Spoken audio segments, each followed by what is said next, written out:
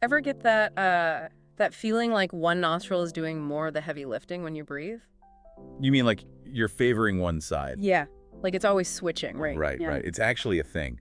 It's called the nasal cycle. A nasal cycle, so it's not just me being weird? Not at all. It's totally natural. Happens to everyone. One nostril subtly takes the lead, then the other one takes over, and it just keeps going. Who knew? But okay, so today we're actually diving into something even weirder, right? Something about how this whole nostril thing could actually, like, impact our brains. You got it. We're tackling a 1993 study from the International Journal of Neuroscience. And get this, it's been cited over 3,100 times by other researchers. 3,100. Okay, that's a lot of citations. People were clearly paying attention to this one. What exactly did they find so fascinating? Well, it all boils down to something called unilateral forced nostril breathing. Try saying that 3 times fast. Unilateral.forced.nostril. Yeah, it's a mouthful.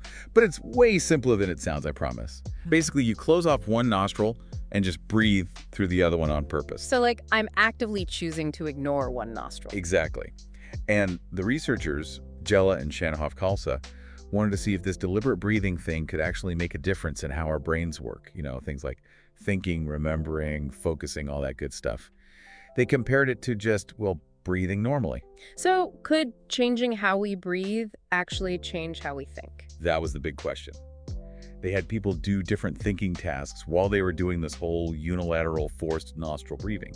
Then they compared to how they did to when they were breathing normally. Okay, I gotta know. Did they find anything? Did it actually make a difference which nostril people use? Hold on to your hats, because this is where it gets really interesting. They found some pretty wild stuff. For example, they found that focusing on right nostril breathing right before doing a task, it was actually connected to better spatial reasoning. Spatial reasoning. So, like, being able to picture things in your head, like those mental rotation puzzles. Exactly. Navigation too. Anything where you have to visualize and manipulate objects in space. Wow. So if I need to up my Tetris game, I just gotta switch to my right nostril. Well, it's not quite that simple. This study also found that left nostril breathing was linked to improvements in verbal tasks. Verbal tasks, meaning? Think language. Things like understanding what you read, remembering words, that sort of thing. Okay, hold up. So, right nostril for spatial stuff, left nostril for words. This is blowing my mind a little bit. Are you telling me I've been breathing wrong my whole life? Well, not necessarily wrong. Remember, this is just one study. It's a super cool starting point, but we need way more research to really say for sure how this all works. Plus, everyone's different. Right, right. Still, it makes you wonder, though. If something as simple as breathing a certain way could really give our brains a boost, what could this mean for everyday life? Could we use this to focus better at work or to stay calm before a big presentation? The possibilities are kind of endless.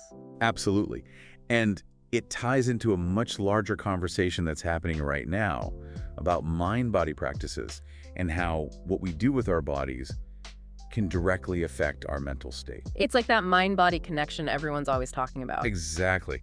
And this study suggests that maybe we have more control over our own cognitive experiences than we realize. I like that. Taking control, even if it's just through our breath. So basically what you're saying is, instead of reaching for that third cup of coffee when we're feeling sluggish, maybe we should all just try a few minutes of intentional nostril breathing. Hey, it's worth a shot, right? It could be a total game changer, especially in our crazy, fast-paced world. Totally. And you know what? I think that's a great place to leave it for today's deep dive. Really gives you something to think and breathe about, doesn't it? It really does. Pay attention to your breath next time you're facing a tough task. Notice which nostril feels more open or dominant. See if it changes how you feel. You might be surprised by what you discover. Great advice. Until next time.